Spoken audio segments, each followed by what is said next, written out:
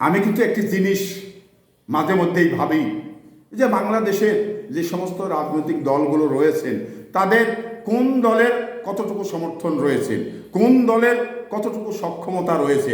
তো বাংলাদেশে আমি এখন যে আমার যুক্তি বা বিশ্লেষণে যেটা দেখেছি সেটা হলো যে এখন সর্বপ্রথম স্থান অধিকার করে রয়েছেন বিএনপি।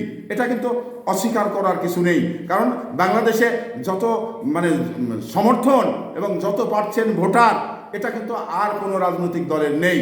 তো সেই জায়গা থেকে বিএনপি যে দীর্ঘ 17 বছর ধরে এই সরকারকে ফেলানোর জন্যে এই সরকারকে বিপক্ষে আন্দোলন করে আসছেন, এবার এই আন্দোলন করে বিএনপি কিন্তু সফলতা পায়নি, এটা যেমন সঠিক তেমনিভাবে বিএনপির পুরে যে অত্যাচার সরকার করেছে এবং করে, এই অত্যাচার একটু ছোট দলের ক্ষেত্রে কিন্তু করা হয় না, কারণ যে যখন ফ্রন্ট লাইনে থাকে তারপরেই তাকেই সবাই ঘেরার জন্য চেষ্টা করে, এটাই বাস্তবতা। তো সেই ঘেরার ক্ষেত্রে বিএনপির পরে যেভাবে গুম করেছে, যেভাবে খুন করেছে, যেভাবে আয়না ঘরে রাখা হয়েছে, তো একটি ছোট দলকে যদি এগুলো করা হতো তাহলে ছোট দলটা বাংলাদেশ থেকে একেবারে নিঃশেষ হয়ে যেত।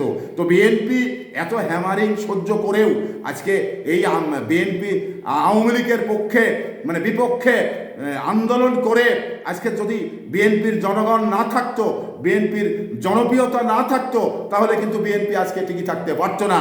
তো এনসিপি, জামাত ইসলাম, অন্যান্য দলগুলো তারা যতই বড় বড় কথা বলুক, সরকারের নির্যাতন নিপীড়নের বিএনপি যেটা সহ্য করতে হয়েছে তার 1%ও তাদের সহ্য করার ক্ষমতা নেই আমি মনে করি। তো সেই জায়গা থেকে আসলেই যে এনসিপির নাহিদ বা অন্যান্য যারা রাজনৈতিক দলগুলো ঐক্য করেছেন তাদের দৃষ্টি আকর্ষণ করতে চাই, আপনারা আসলে আপনাদের কতটুকু সক্ষমতা রয়েছে, সরকারের যে দমন পীড়ন নীতির যে শিকার হয়েছেন কিনা এটা আমরা বাংলাদেশের মানুষ হিসাবে এটা কিন্তু ভালো করেই জানি।